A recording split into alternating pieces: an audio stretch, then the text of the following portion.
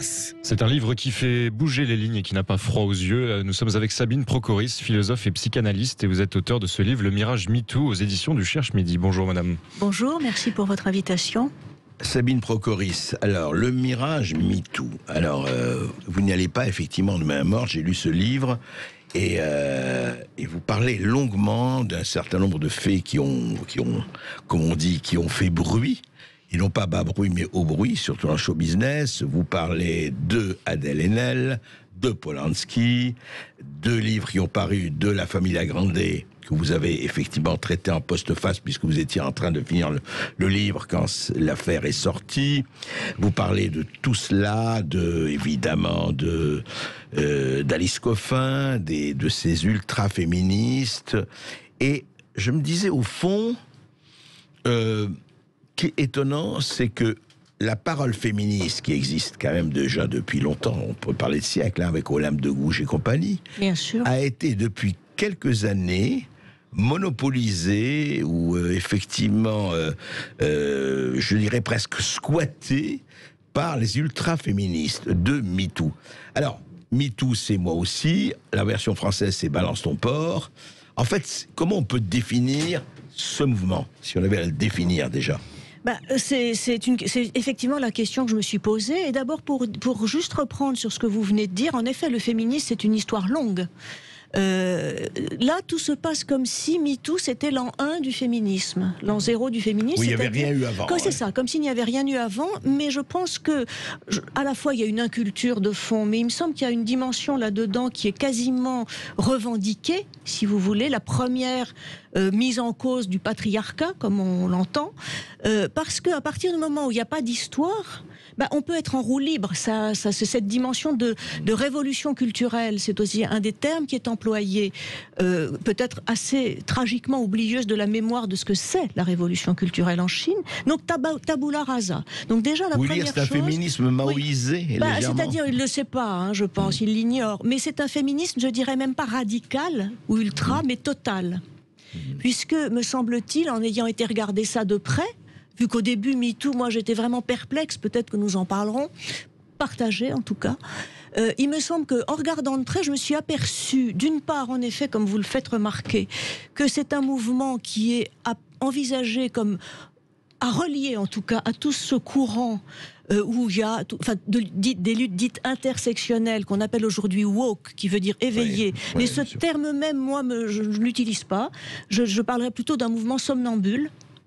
Parce que, mais pour une raison précise, parce que il me semble que tous ces militants-là, et puis derrière il y a une masse qui ne réfléchit peu, si vous voulez, qui écoute les slogans, on va dire. Il me semble que ils sont hypnotisés par des slogans, mais vraiment hypnotisés au sens de l'hypnose, où Freud raconte bien que dans l'hypnose, et l'exemple qu'il prend, c'est l'enfant et le nourrisson qui dort et sa mère, et il explique la mère dort, mais elle n'est éveillée que par le nourrisson, pour le cri du nourrisson. C'est-à-dire, c'est l'hypnotisme.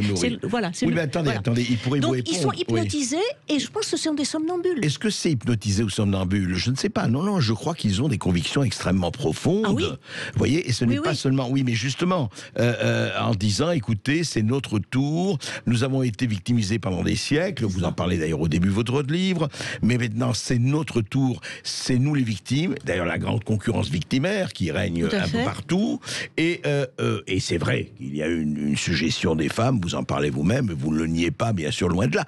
Simplement, est-ce que ce n'est pas plutôt une espèce de revendication, comme il y en a eu un peu partout dans l'histoire, et que maintenant, ces minorités-là, enfin minorités, se disent, le pouvoir est à nous. Est-ce que ce n'est pas une tentation de pouvoir? Bien sûr que c'est une tentation de pouvoir, mais ça va ensemble. Quand je dis hypnotiser, les masses fanatisées, dans les régimes totalitaires. C'est un mouvement total et totalitaire, c'est-à-dire qu'il prétend, me semble-t-il, refabriquer un monde neuf, qui serait le meilleur des mondes féministes. Mais le féminisme, ce féminisme-là, est un peu la pointe avancée, si vous voulez, de tous ces mouvements-là, les racisés, etc., etc. Décolonisés, et qui sont en réalité des mouvements qui parlent de libération de la parole, mais c'est la leur. Celle des autres, il faut qu'ils se taisent, les autres. N'est-ce pas? Je pense que c'est de la même famille que les mouvements qui ont conduit à brûler des livres, non pas à Kaboul, mais au Canada, qui étaient des mauvais livres, qui allaient rendre les gens racistes, homophobes, antiféministes, etc. Et alors avec une pensée carrément magique. C'est-à-dire que la purification, quand même le mot de purification rappelle de mauvais souvenirs dans l'histoire, les cendres des mauvais livres allaient être rendues à la terre-mère et il y aurait une transmutation, voilà, une transmutation du mal en bien. Quand j'entends des choses pareilles, je me pince, si vous voulez, et ça marche. Ouais. Alors on va en parler longuement avec vous après les informations et puis après avec les auditeurs de Sud Radio, Sabine Procoris. C'est un vrai problème qui est posé et on va le poser dans tous ses états. Absolument, et vous pouvez nous appeler pour réagir à ce mouvement actuel qui bouleverse les relations hommes-femmes et peut-être devrais-je dire même femmes-hommes si j'en écoutais certains. Vous nous appelez au 0826 300 300 et vous aurez la parole à partir de 13h15. Nous sommes avec Sabine Procoris parce qu'il y a beaucoup de gens qui sont dans tous leurs états et quelquefois pour de très mauvaises raisons, il faut le dire, qui a écrit aux éditions du Cherche Midi Le Mirage MeToo. Mais c'est pas seulement un mirage, ça peut être quelque chose qui s'apparente au gouffre ou aux abîmes. On va en parler. Et je voudrais rappeler, vous commencez votre livre en exergue, un tweet de Samantha Gaymer. Alors je rappelle qui est Samantha Gaymer. C'est il y a plus de 40 ans, je crois. Elle avait été effectivement séduite et violée, elle le dit, par Roman Polanski.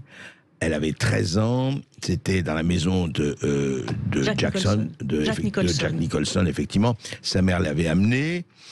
Et puis, il s'est passé du temps. Vous savez très bien que Roman Polanski a fui la justice américaine. Il ne peut plus rentrer aux États-Unis, d'ailleurs, depuis ce moment-là. Et Samantha Gaymer s'est expliquée dans un livre où elle disait même pas, elle est allée au-delà du pardon. Elle a dit, écoutez, ce qui s'est passé, c'est ce qui s'est passé. Mais de faire de Polanski ce qu'on a fait, une espèce de serial violeur, c'est complètement imbécile. Et vu ce qui s'est passé justement à la cérémonie des Césars, on va en parler avec Sabine Procoris, puisque vous en parlez longuement dans votre livre. Et voici ce que dit Samantha Gaymer sur, effectivement, les féministes qui font de Polanski, qui le mettent pratiquement à la droite d'Adolf Hitler. C'est la Shoah, quoi. Et elle dit ceci, Samantha Gaymer, c'est répugnant, ce n'est pas du féminisme, ce n'est pas un plaidoyer pour les victimes, c'est de la haine pour de la haine, et ça ne sert aucun but positif dans une société civilisée. Ces femmes sont devenues pires que ce qu'elles dénoncent, elles sont des caricatures qui ont perdu leur humanité. Alors, Sabine Procoris, vous en parlez très longuement de Polanski, de l'histoire de Polanski, avec Adèle Haenel qui s'était, comme on sait, protesté lors de la cérémonie des Césars en disant c'est une honte, c'est un scandale, parce qu'il avait été couronné pour son film J'accuse sur l'affaire Dreyfus. Mais en même temps, on peut se dire, oui, mais attendez, il a quand même commis quelque chose qui n'est pas très joli. Alors, je me suis surtout interrogée, pas tellement à l'affaire Polanski elle-même, mais plutôt à l'usage parmi tout du cas Polanski. C'est ça. Alors, juste sur l'affaire avec Samantha Gaymer, effectivement, elle avait d'ailleurs pas 13 ans, 14 ans moins 15 jours. Bon, je dirais que c'est une nuance, c'était une adolescente. Ce qui s'est passé, effectivement, n'est pas à l'honneur de Polanski, c'est évident. Il y a eu un procès, alors il faut quand même rétablir les choses. C'est-à-dire, pourquoi Polanski a-t-il fui les États-Unis ? Parce que le juge a dénoncé un accord qu'il y avait eu entre les deux parties, où Polanski admettait sa culpabilité pour relation illicite avec une mineure. Il y avait un accord. Oui, bien sûr qu'il y a un accord. Ouais. Et il est parti, après avoir fait la période de probation au pénitencier psychiatrique, je ne sais plus quoi, de je ne sais où, il y avait un accord, comme quoi on s'en tiendrait là. Il n'y aurait pas... Bon, et la dénonciation de l'accord par le juge supposait que Polanski risquait 50 ans de prison. Donc il est parti, et Samantha Gaymer lui en a été d'ailleurs reconnaissante, parce que c'était la promesse d'un procès à grand spectacle qui allait détruire cette jeune fille. Elle ne voulait pas de ça. C'était une des raisons de l'accord. Alors qu'est-ce qui s'est passé au civil, la chose est réglée, par la suite, il y a eu un procès au civil, et Polanski a donné une certaine somme d'argent importante à Samantha Gaymer. Donc c'est soldé. Donc quand quelqu'un qui a commis un crime ou un délit a payé sa dette, et s'il y a eu ce problème avec la justice pénale aux États-Unis, c'est à cause d'une forfaiture du juge en réalité, eh bien il me semble qu'il est quitte. Par la suite, toutes les autres accusations envers Polanski sont des accusations dont certaines apparaissent après la prescription, comme ça il ne peut pas se défendre naturellement, et d'autres, il y a quand même un site qui s'appelle I Met Polanski, où des personnes sont payées pour dire qu'elles ont été violées par Polanski. Bon, donc il y a je ne sais combien d'accusations, et on en fait le violeur exemplaire. Alors ça, c'est une chose. Maintenant, le cas Polanski. Ce qui m'a particulièrement... Pourquoi m'a-t-il interrogé ? Parce qu'il m'a semblé, dans la mesure où ce qu'on a aperçu aussi au moment de l'affaire Enel, par la suite au moment de la cérémonie des Césars, rappelez-vous quand même des slogans dans la rue, celui qui doit être gazé, c'est Polanski. Quand même, pas tout à fait innocent. Et la contamination... Non mais revenons à l'affaire Enel. Revenons à Adèle Haenel, parce que sinon... Alors l'affaire Enel, donc... Tout ça est lié, c'est-à-dire celui qui était visé en réalité c'était Polanski. Christophe Ruggia, me semble, n'était qu'un dégât collatéral. Oui, c'était le réalisateur qu'Adèle Haenel avait Christophe Ruggia, c'est le réalisateur effectivement accusé par Adèle Haenel. Bien. Alors, ce qui m'a paru extraordinaire, c'est que vous savez, au début de mon livre, je parle de la parade magnifique du Pan, en citant un poème d'Apollinaire, et quand on va derrière la magnifique parade, on voit en fait le croupion du Pan. Alors en fait, le cas Polanski, ça révèle le croupion de MeToo, si je puis dire. C'est-à-dire que ce qui m'a semblé, c'est que les geysers antisémites envers Polanski, quel rapport avait-il avec l'affaire Samantha Geimer ? Aucun. Est-ce que MeToo est un mouvement à visée antisémite ? Non. Non. Alors que vient faire l'antisémitisme là-dedans et le cas Polanski ? Non mais qui a soulevé l'antisémitisme là-dedans ? Adèle Haenel n'a pas... je veux dire, les slogans ont été... D'abord, c'était au nom du féminisme, on devait boycotter un film sur l'antisémitisme. Oui, c'est là-dessus, oui. Ensuite, les slogans... Non, pardon, non, on ne pouvait pas dire ça. En fait, on disait Polanski est un violeur, donc il faut boycotter son film. C'est pas l'antisémitisme. Non, mais dans les faits... dans les faits, c'était un film sur l'antisémitisme. Et oui, on disait c'est une honte d'aller le voir parce que c'est un violeur. Avec des slogans, j'y séparer l'homme de l'œuvre, oui, mais à la hache, quand même. Ensuite, quand même, au moment des slogans, moi, vous savez, j'ai vu des pochoirs dans mon quartier, au moment de Pâques, donc au moment de la Pâques juive notamment, au sol, des pochoirs dans toutes les rues, Polanski boit nos règles. Polanski boit nos règles. Je ne vais pas vous faire un dessin. Oui, mais ça, c'est quelques exaltés non, je veux dire, oui, mais les exaltés imbéciles, il me semble qu'ils sont... Personne n'a protesté. Personne n'a protesté. Le président de Yad Vashem, quand il y a eu la médaille des justes remise aux descendants des gens qui ont sauvé Polanski, tout ce qu'il a trouvé à dire quand les féministes l'ont interrogé, c'est « Ah, mais on ne sait pas ce que les gens deviendront », ce qui est quand même un peu inquiétant. Donc moi, je ne dis pas que MeToo est antisémite. Je dis que le type le déchaînement de slogans antisémites, à teneur antisémite, qui ont visé Polanski, moi, m'a questionné.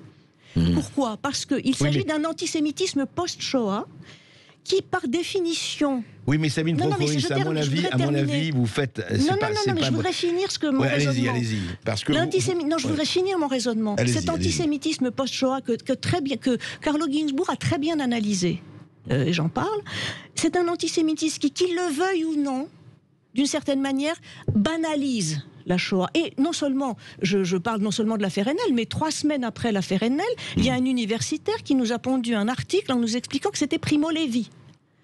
Les victimes MeToo, les autoproclamées, s'appellent des survivantes. Oui, mais je veux dire, quand même, le viol comme génocide individuel. Si vous permettez, moi, ce que je trouve... Enfin, je comprends, mais là, à mon avis, vous vous égarez. Non, parce que vous ne m'avez pas laissé terminer, si vous permettez. Oui, allez-y, parce que là, vous parlez, vous dites MeToo. En fait, ce que vous dites, c'est MeToo a des colorations antisémites. Non, je ne sais pas. Justement, c'est pas ce que je dis. Je dis que non.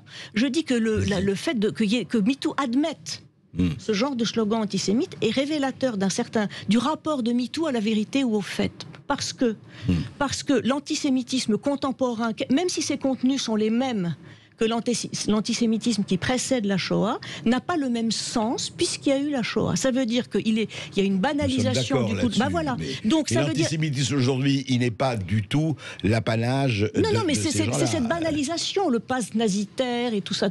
Oui, je veux dire, depuis les Gilets jaunes, si vous voulez, la banalisation de l'antisémitisme a à voir avec une logique intellectuelle de type négationniste, même si elle n'est pas consciemment négationniste, ce qui veut dire qu'au fond, ce qui compte, ce ne sont pas les faits vérifiables, Oui. Ce n'est pas la réalité. Ce qui compte, ce sont les discours sur les faits. Oui, c'est pas nouveau Voilà. ça. Mais non, je vous mais signale. je veux dire, c'est l'héritage de toute une Non, mais pensée. c'est pas ça ce que je ne comprends Oui, mais c'est pas. ça que je veux dire. Excusez-moi, mais c'est ça c'est bien, on en l'usage du discute. cas Polanski. Oui, écoutez, Voilà. je vous ai laissé finir. Ce que je ne comprends pas, c'est que vous mettez à ce moment-là tout ce mouvement féministe sur lequel il y a beaucoup de choses à dire sur cette coloration-là. Non. Alors qu'elle n'est pas majeure. Et ce n'est pas non. le Judith. Mais si, tout le mouvement et c'est Judith Butler et compagnie, c'est pas le problème d'antisémitisme qui est le premier problème. Pardon, Judith Butler écrit dans son livre vers la cohabitation, elle écrit quoi? Oui. Que Lévinas a dit que les Palestiniens n'ont pas de visage et que pour cela il faut les tuer. Évidemment, là il y a toute la question de l'antisionisme. Je vais pas parler de ça, mais je pense que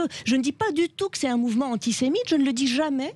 Je dis juste que la présence de ces slogans, enfin l'usage du cas Polanski avec ce qu'il fait apparaître d'une dimension antisémite, nous apprend quelque chose pas du tout sur l'antisémitisme de MeToo ou pas. Il y a des antisémites comme partout et MeToo n'est pas antisémite. Mais sur le rapport de MeToo à la vérité et aux faits. Oui, et c'est ça, en fait, mon propos. Oui, mais alors écoutez, je m'étonne que votre propos, parce que le problème, ce n'est pas les juifs ou pas les juifs ou la Shoah, c'est le problème du mâle blanc hétérosexuel et patriarcal. C'est ça la dimension fondamentale. Et là, vous me parlez depuis 10 minutes de Lévinas et compagnie. C'est parce que vous m'avez interrogé, mais je vous rappelle que, puisque vous me parlez du mâle blanc occidental, relisez Ouria Boutelja. Oui, les Blancs, les Juifs et nous. C'est-à-dire que la question des Juifs, elle est absolument présente dans cette figure-là, disons, du décolonialisme, la question des racisés, etc. Il n'y a qu'à voir ce qui se passe aux États-Unis aussi sur ces questions. C'est-à-dire qu'on ne peut pas évacuer la question de l'antisémitisme de toute cette question du post-colonial et toutes ces choses-là. Mais si vous voulez, on en parlera parce que c'est un débat intéressant. Mais le procès qui se fait, vous savez, à travers les déboulonnages des statuts, etc., je ne dis pas qu'il n'y a pas cette connotation, mais le problème du féminisme, ce néo-féminisme, va bien au-delà, bien au-delà. C'est Napoléon, ça n'avait rien à voir avec la question juive. Attendez, tous les déboulonnages, Joséphine de Beauharnais, jusqu'à Voltaire, jusqu'à Colbert, avec le Code noir et compagnie, ça n'a rien à voir avec les questions juives. Bien entendu, mais moi ce qui m'intéressait, je dis pas du tout, encore une fois, je n'ai pas dit que c'était un mouvement antisémite. Je dis que moi ce qui m'intéressait, c'était les logiques intellectuelles, si vous voulez, du mouvement. Les logiques intellectuelles sont les logiques intellectuelles qui sont celles de l'antisémitisme contemporain et qu'on utilise à toutes les sauces, même si on n'est pas antisémite d'ailleurs. Je veux dire, on le voit. Voilà. Donc la question, c'est là que c'est un rapport c'est un rapport au discours, aux faits, à la matérialité des faits, qui est au fond, comme l'a très bien montré quelqu'un comme François Rastier, par exemple, dans ses travaux. Carlo Ginzburg, parfaitement bien dans son analyse du discours dit postmoderne, c'est-à-dire la querelle. Oui. Voilà, il a très bien analysé ça. C'est-à-dire, au fond, il y a des gens qui considèrent que ce qui compte, que la fiction et l'histoire, c'est de même nature parce que c'est toujours des récits. Oui, nous sommes d'accord. Voilà. Donc c'est juste pour cette raison, parce que c'est exemplaire dans l'antisémitisme. Et du coup, moi je me suis dit, mais qu'est-ce que ça vient faire là-dedans, l'antisémitisme? Ça n'a aucun rapport, comme vous dites. Néanmoins, c'est un symptôme d'un certain rapport à la question de la vérité. Et qu'on voit par rapport à la question, maintenant, pour revenir juste à MeToo, leur rapport à la justice et aux faits. Victimes, on vous croit. Ben voilà, mais moi ça me paraît ça beaucoup plus important, et ce n'est pas, enfin c'est lié, ce n'est pas pour moi lié, mais je comprends la dimension que vous apportez, mais ce qui est le plus important, c'est justement, c'est que, et c'est tout le problème, par exemple par rapport à la présomption d'innocence et compagnie, qui est bafouée. Je pense qu'il faut en parler de ça. On va en parler juste après ceci. Dans tous nos états, avec Sabine Procoris, un livre que je vous recommande, qui est très intéressant, même si on a des discussions, mais c'est très bien, c'est ça le débat. Exactement. Le mirage MeToo. Alors, je voulais parler justement et vous en parlez, il y a des passages passionnants dans votre livre sur le fait que toute personne qui se plaint soit d'un viol, soit d'un male gaze, vous savez, etc., est considérée, et là vous avez donné des tas d'exemples passionnants, sur le fait que, en tout cas, Vous êtes victime. La présomption d'innocence, ça doit disparaître. D'ailleurs, il y a des phrases incroyables dans votre livre là-dessus. Non, présomption d'innocence, il n'y en a plus. Mais oui, vous êtes des victimes. D'ailleurs, sur l'inceste aussi, vous serez, vous, si vous avez 3 ou 4 ans, un jour, vous serez ministre, vous serez victime de l'inceste. Alors, expliquez-moi ça. Ça une procureuriste, ça m'a frappé dans votre livre. Cette espèce de dire, ah non, écoutez, il y a les victimes, il y a les bourreaux. Leur rôle est absolument distribué pour l'éternité. Et c'est comme ça. Oui, bah, ça c'est effectivement très inquiétant, hein, je suis bien d'accord avec vous. C'est-à-dire que ce qui est balayé, alors c'est le credo, parce que c'est quasiment comme dans une religion, hein, le nouveau credo de MeToo, c'est victime, on vous croit. C'est un slogan des colleuses que le président de la République, qui est en principe garant de l'état de droit, a cru bon de reprendre, comme si ça allait de soi. Ah oui, victime, on vous croit. Victime, on vous croit. Alors avec ça, on va pas très loin. On a oublié le procès d'Outreau. Hein. Oui, on a oublié le procès d'Outreau. Loïc Secher, qui vient de mourir, avait été condamné à 7 ans de prison sur la foi d'une accusation mensongère d'une adolescente qui a fini par se rétracter. Mais il a passé quand même 7 ans en prison. Rappelez-vous l'affaire Dominique Baudis. Oui, Dominique Baudis, bien sûr. Donc, voilà. Alors, cette histoire de victime, on vous croit. Alors, moi, je crois qu'il y a quelque chose de tout à fait effrayant, parce qu'on jette à la poubelle, sur le cas précis du féminisme, hein, pas sur d'autres choses. Oui, exact. Sur le cas précis du féminisme, on jette à la poubelle quoi ? Toute une histoire de l'état de droit depuis Beccaria, c'est-à-dire la présomption d'innocence, qu'on prétend remplacer même pas seulement Adèle Haenel ou Iris Bray, mais une sociologue comme Irène Théry vous parle de présomption de crédibilité. Présomption de crédibilité, oui. Ouais, on veut jeter à la poubelle la prescription. Avec des arguments tout à fait tout délirants. Doit être imprescriptible. Oui, tout doit. C'est-à-dire, c'est là de nouveau le crime contre l'humanité. Hein, on y est aussi. Oui, si qui a dit d'ailleurs, il y a quelqu'un, oui, c'était un crime contre l'humanité. Plusieurs le lançaient, c'est un crime contre l'humanité, des magistrats, etc.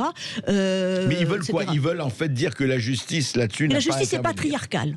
Voilà. L'idée, c'est que la justice est systémiquement patriarcale. C'est-à-dire qu'ils confondent 3 plans qui sont à l'œuvre dans le système judiciaire, qui sont le plan des principes, c'est-à-dire les principes d'un état de droit démocratique, présomption d'innocence, droit à un procès équitable, enquête, débat contradictoire, prescription.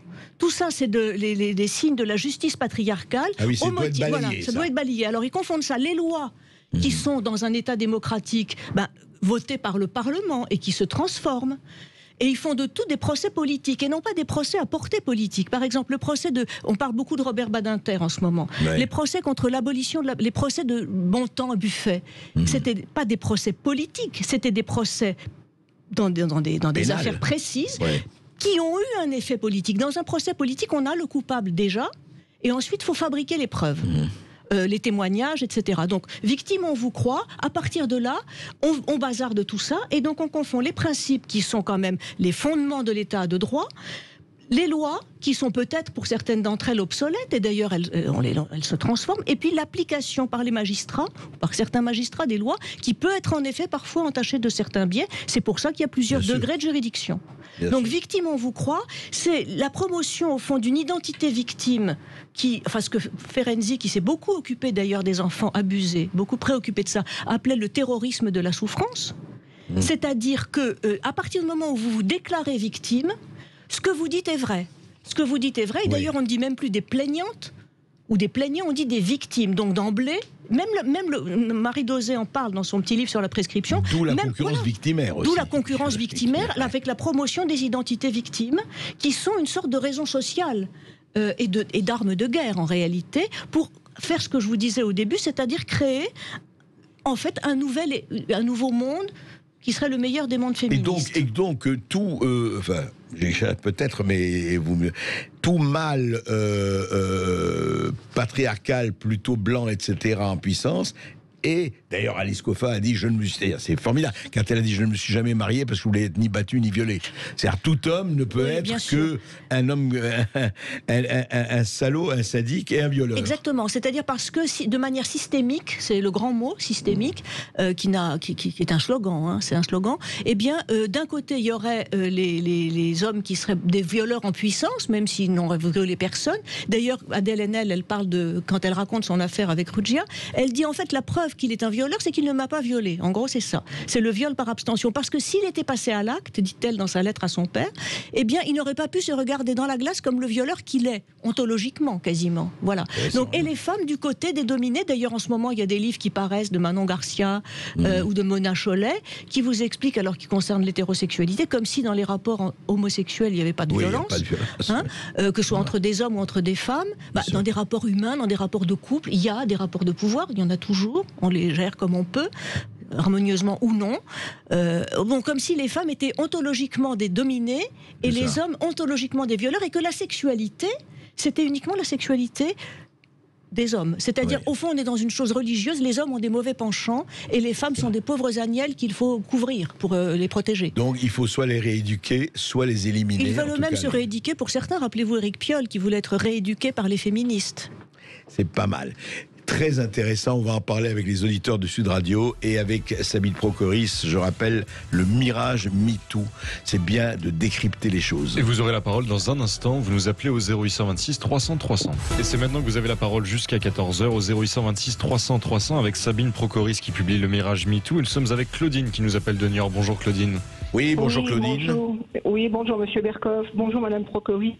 C'est avec un réel bonheur et une émotion que je vous entends, parce que moi j'ai un ami qui est emprisonné depuis octobre 2019 sous l'accusation d'inceste.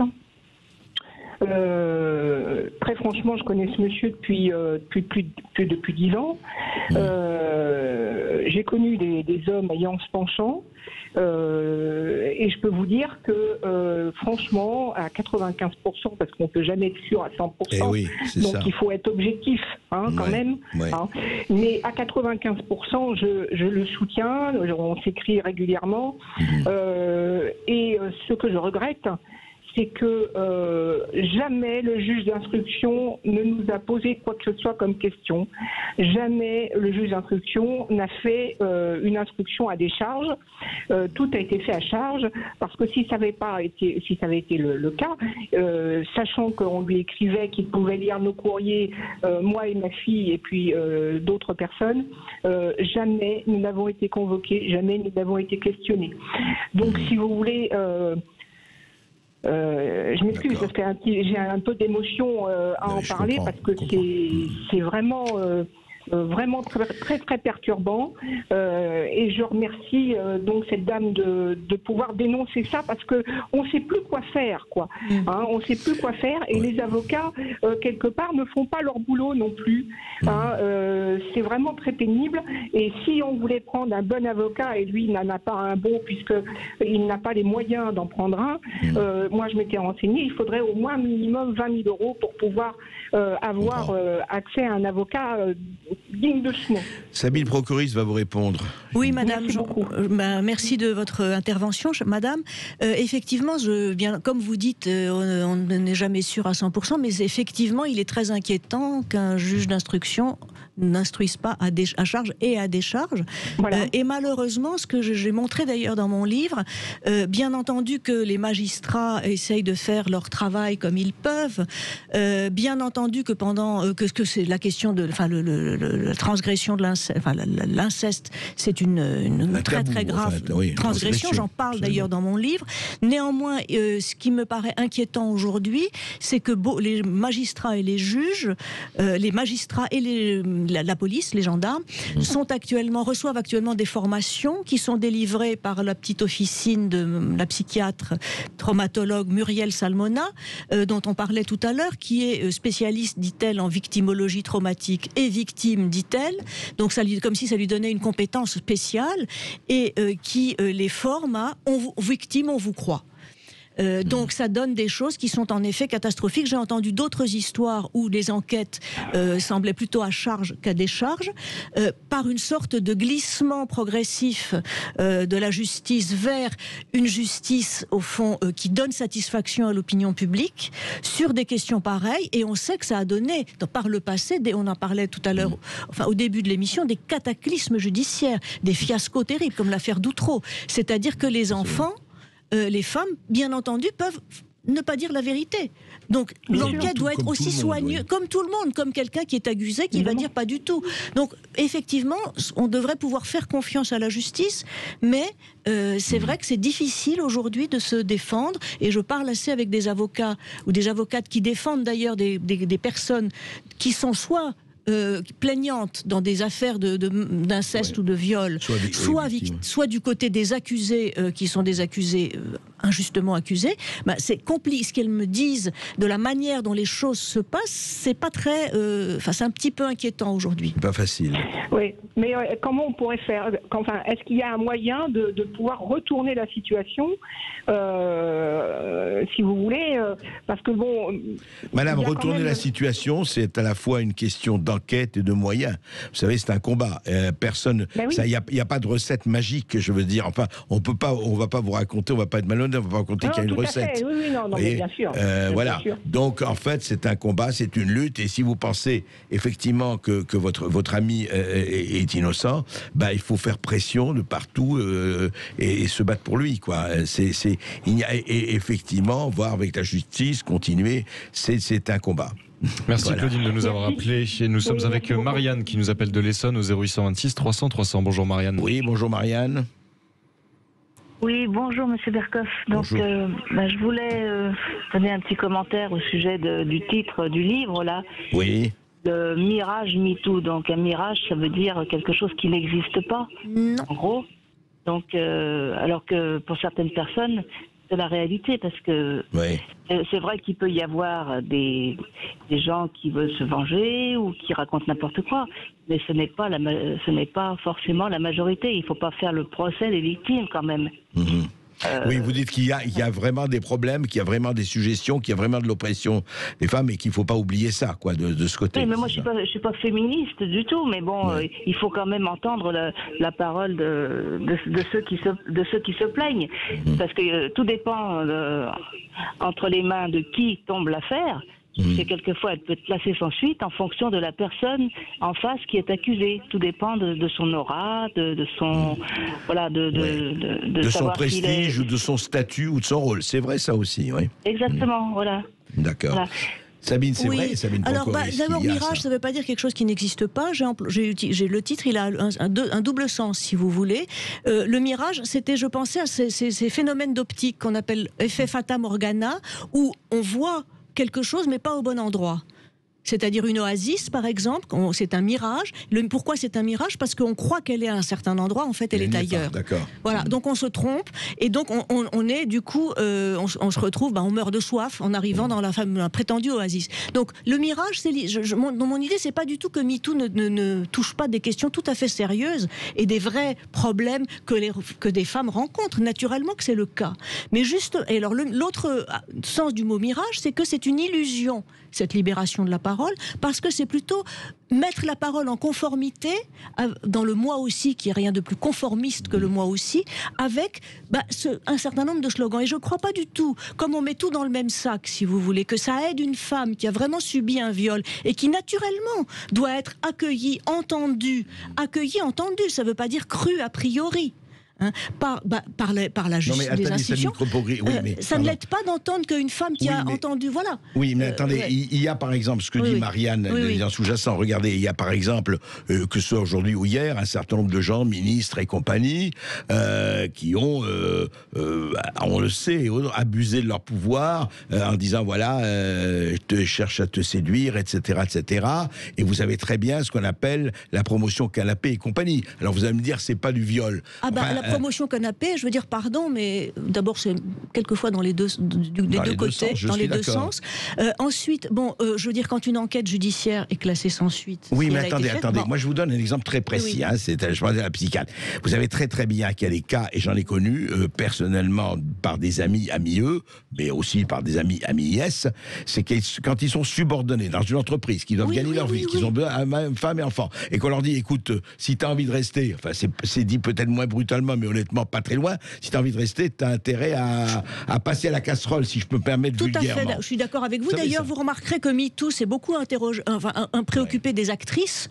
Hein, c'est une glamourisation de la chose, mais que les petites caissières qui sont derrière leur caisse et à qui le petit chef fait du chantage sexuel, ça s'en est peu préoccupé.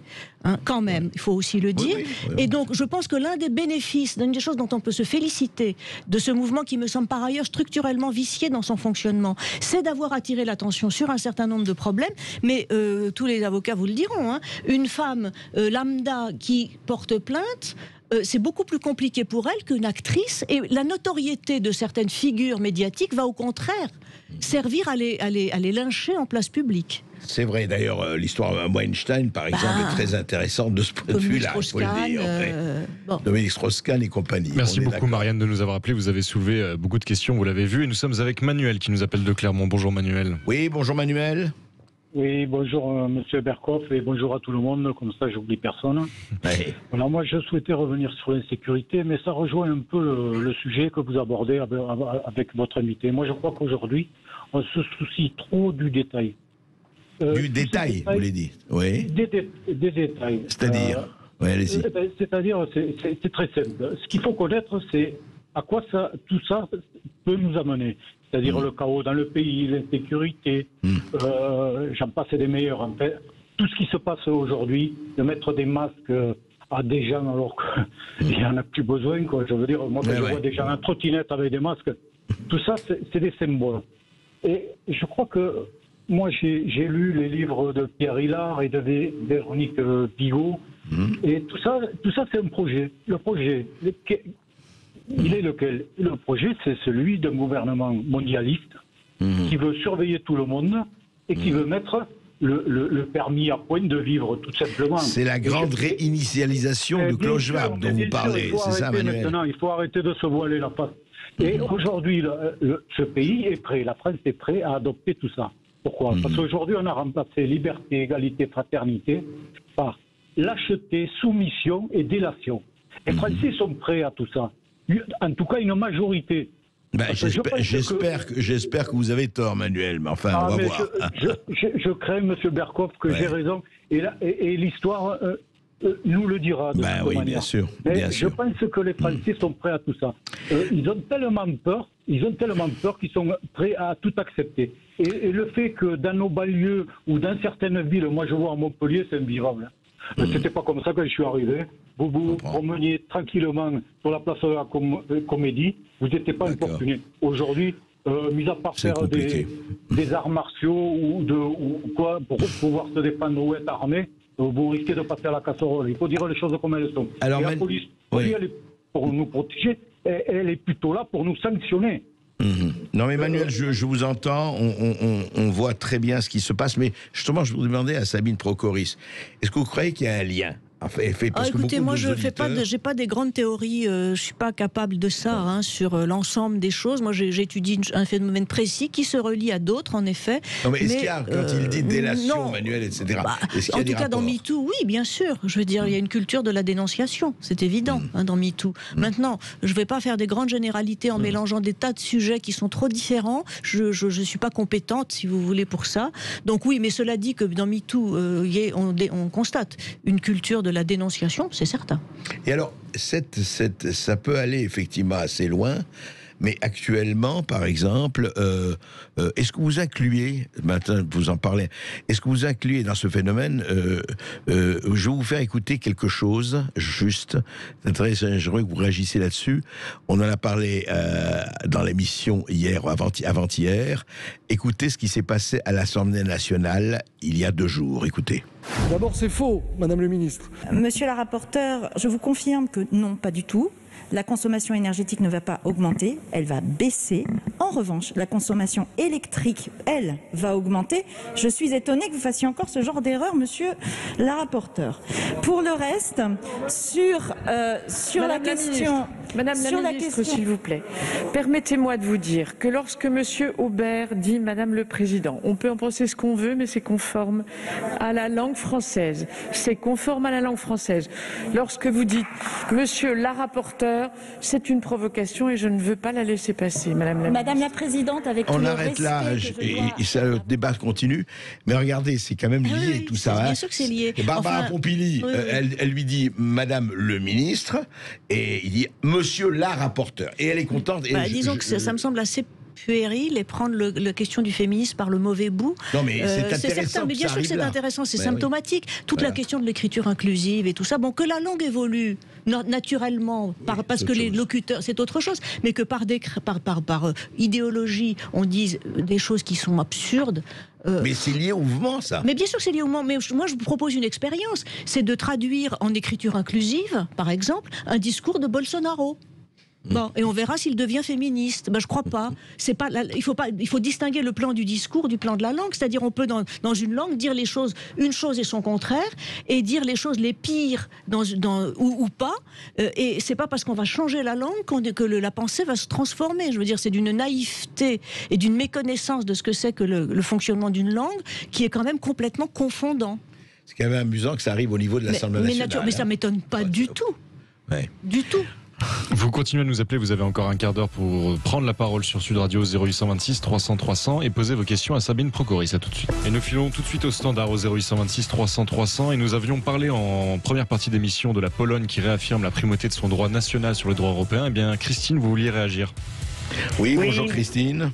Oui, bonjour Monsieur Berkoff, merci pour vos émissions et bonjour à vos invités. Alors moi je vais amener mon petit avis parce que bien sûr je fais pas de politique, je suis une auditrice lambda on va dire, mais c'est vrai que c'est la Pologne qui conteste donc cette décision européenne.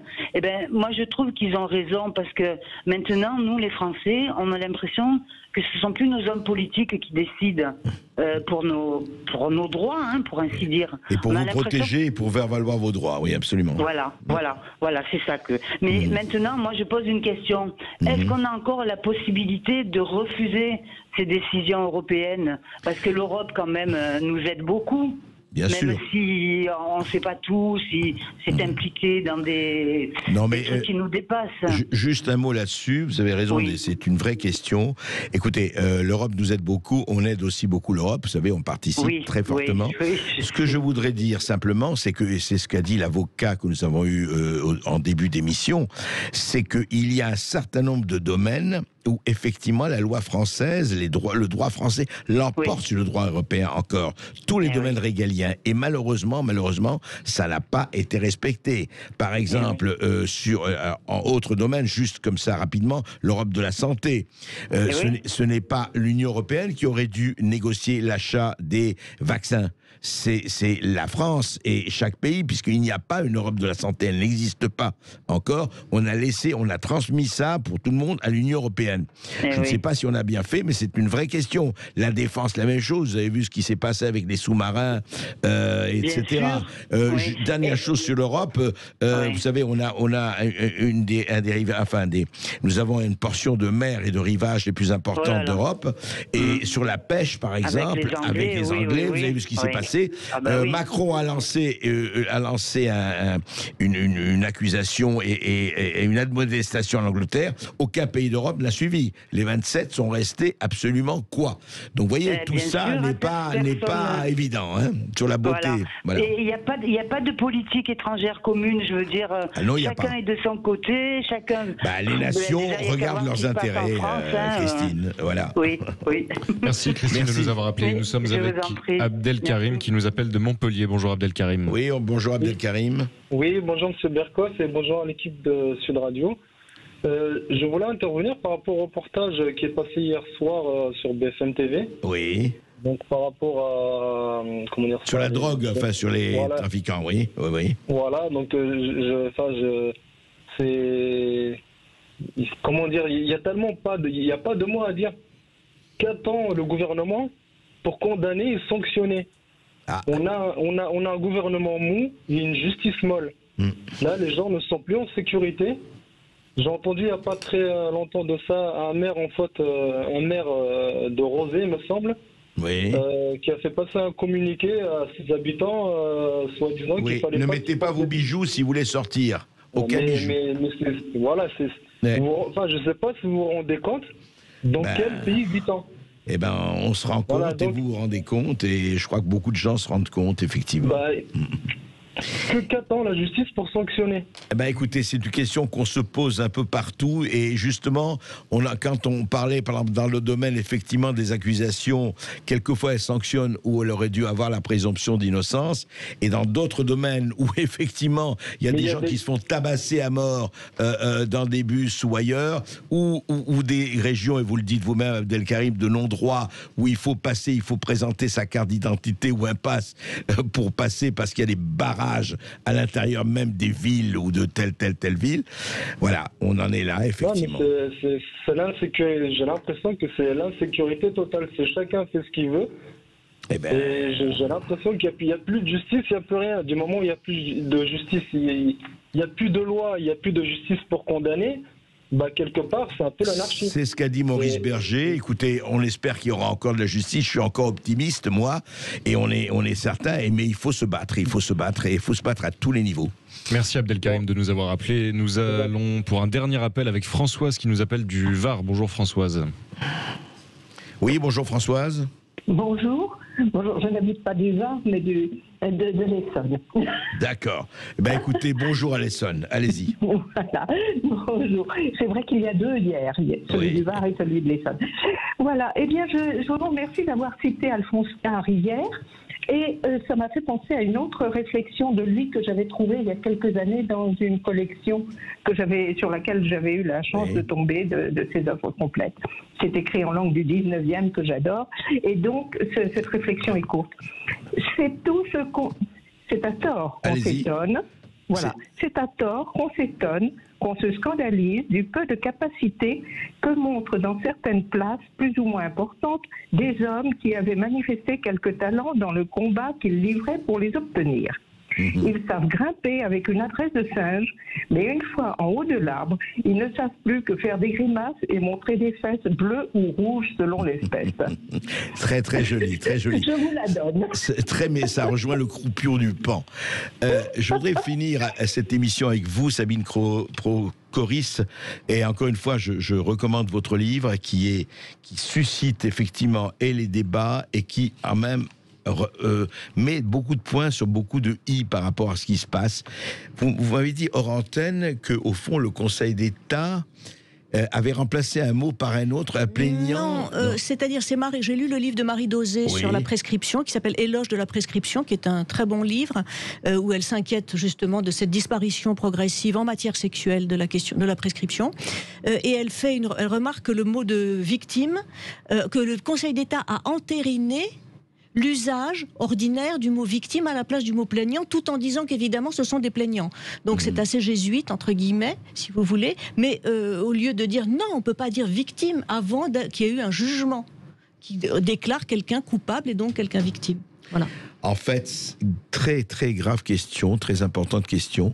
Ne jamais oublier qu'il y a effectivement des viols et des violences. Absolument. Et vous l'avez vous-même dit, mais ne pas détourner la question pour en faire un discours victimaire et totalitaire quelque part. Surtout que pour une femme qui a vraiment subi un viol, c'est tout à fait, c'est quasiment une insulte pour elle de lire dans un grand quotidien du soir qu'une autre à qui on a tenu un propos graveleux, Sandra Muller en l'occurrence, qui a gagné en appel son procès en diffamation, j'analyse les attendus de la décision tout à fait folle des juges, eh bien elle a été gravement traumatisée et qu'elle est tombée, comme elle dit, dans une faille spatio-temporelle. Donc parce qu'on lui avait fait quoi? Parce qu'on lui avait dit, t'as de beaux seins, je vais te faire jouir toute la nuit. Vous vous rappelez, c'est Balance ton porc, c'est Madame Balance ton porc. Certes, c'est un propos graveleux. Le monsieur s'est excusé le lendemain. On a vu ce qui lui est arrivé par la suite, mort sociale avec Balance ton porc, et elle a été gravement traumatisée. C'est pas sérieux. Oui, par rapport à celles qui ont été vraiment... Mais bien sûr, c'est une insulte aux femmes qui ont été vraiment violées. Merci à tous ceux qui nous ont appelés au 0826 300 300. Et je rappelle votre livre, Le Mirage MeToo, aux éditions du Cherche Midi. Et il est en librairie, vous pouvez le retrouver. Et puis tout de suite, Brigitte Lahaie reçoit une autre psychanalyste, puisque vous êtes vous-même psychanalyste, Sabine Procoris. C'est Jean-Benoît Dumontex. À tout de suite.